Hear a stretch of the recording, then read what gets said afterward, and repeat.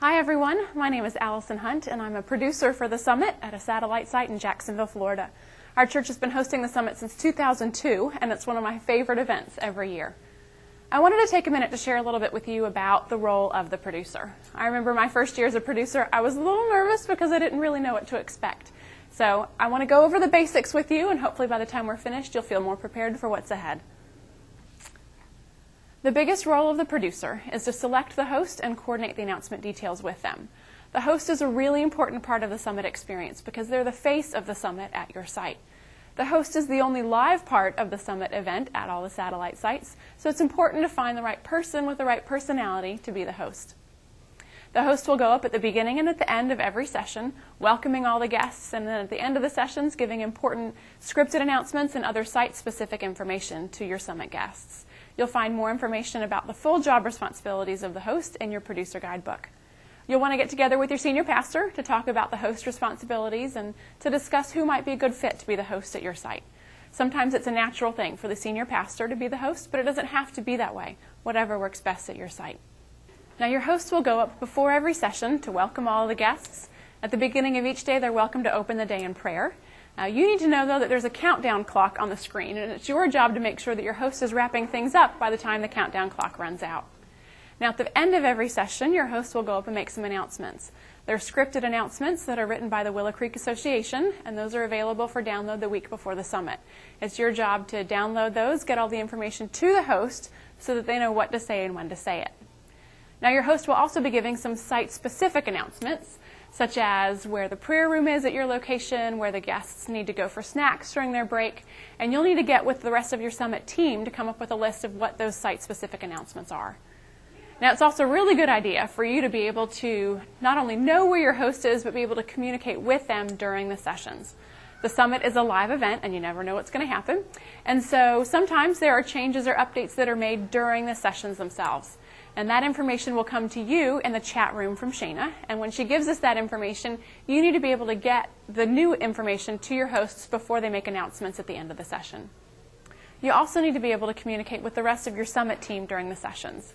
Your technical director, your event manager, your on-site event coordinator, you need to be able to talk to each other, whether that's by instant message, text message, ClearComm, whatever works best at your site. Every now and then emergencies do happen, and you need to be able to respond quickly with the rest of your team. Just to give you a few examples, in previous years of the Summit, we've had satellite sites that have had to deal with gas leaks, fire drills, power outages, hurricanes, just to name a few. So emergencies really can happen. You never know what's going to happen in your area, and you need to be able to talk to each other and respond quickly. As far as the host goes, your host needs to be able to know what to say in case of emergency, how to direct people to exit the building if needed. Your host also needs to know what to say in case you lose your satellite feed and you have to go to web stream backup. We hope this doesn't happen, but just in case, they need to be prepared with what to say. The producer is also responsible for creating the atmosphere in the room during the Summit. We want to make sure that it's a welcoming environment inside the auditorium, and it's the producer's role to make that happen.